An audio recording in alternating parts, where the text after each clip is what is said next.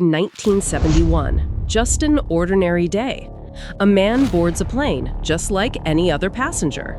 But a few hours later, he $200,000 cash and a parachute, and then disappears forever. The FBI investigated for over 45 years, but to this day, they could never find that man. His name was D.B. Cooper. Is he still alive? Did he die after the jump? Today, we'll explore the world's craziest unsolved hijacking mystery. November 24, 1971. Northwest Orient Airlines Flight 305 is ready on the runway. There are 36 passengers and 6 crew members on board. Everything seems normal, but no one has the slightest idea that today, their flight is about to make history. A middle-aged man wearing a dark suit and sunglasses, calm and composed, takes his seat. On his boarding pass, the name reads Dan Cooper.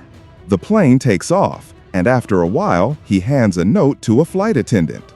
At first, the flight attendant casually slips the note into her pocket, thinking it's just some kind of flirtation. But Cooper calmly says, "Miss, better read that note. I have a bomb." And that's where the story begins, a story that would become a nightmare for the FBI. Cooper explained his demands. $200,000 in cash, strictly in $20 bills, 4 parachutes so that no one would try to trick him, a fuel truck ready when the plane lands so it can refuel immediately. Everything must be ready the moment the plane lands, or else he would blow it up.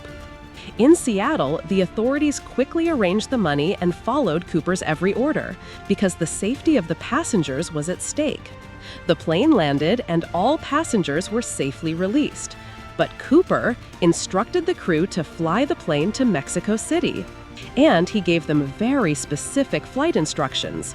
The plane must fly at a low altitude of 10,000 feet, speed must remain low, landing gear must stay down, and the cabin pressure must stay low so he could carry out his plan.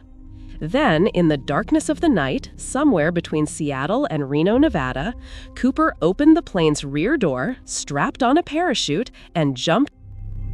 The next morning, the FBI launched one of the biggest manhunts in history. They searched forests, rivers, and valleys extensively.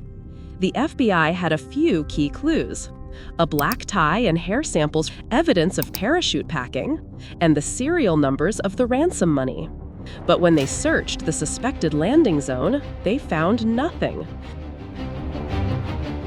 Then, 9 years later, in 1980, a young boy discovered some cash near the Columbia River.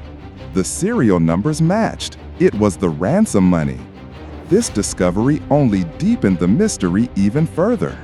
So now the big question is, what really happened to D.B. Cooper?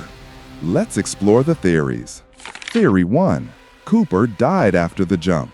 The first and most common theory is that Cooper did not survive the jump. It was nighttime, the weather was bad, and the area was filled with dense forests and rivers. Cooper didn't have proper gear, nor could he see a clear landing zone. It's possible he died instantly and his body was never found. Theory 2. Cooper started a new identity.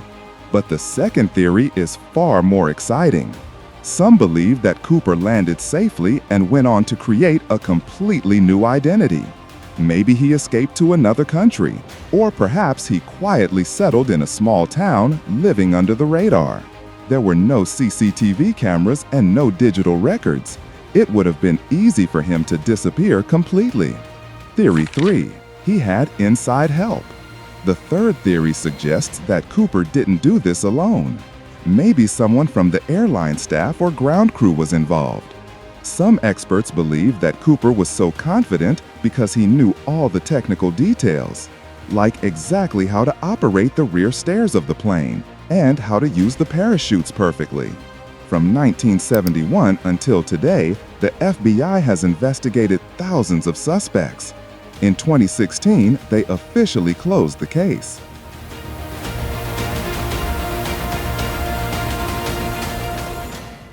the ultimate question still remains. What really happened to D.B. Cooper? Did he die after the jump? Or is he still alive somewhere? Share your theory in the comments below. And if you enjoyed this mysterious story, like this video, share it with your friends, and subscribe to Time TV for more mysteries and historical stories like this one.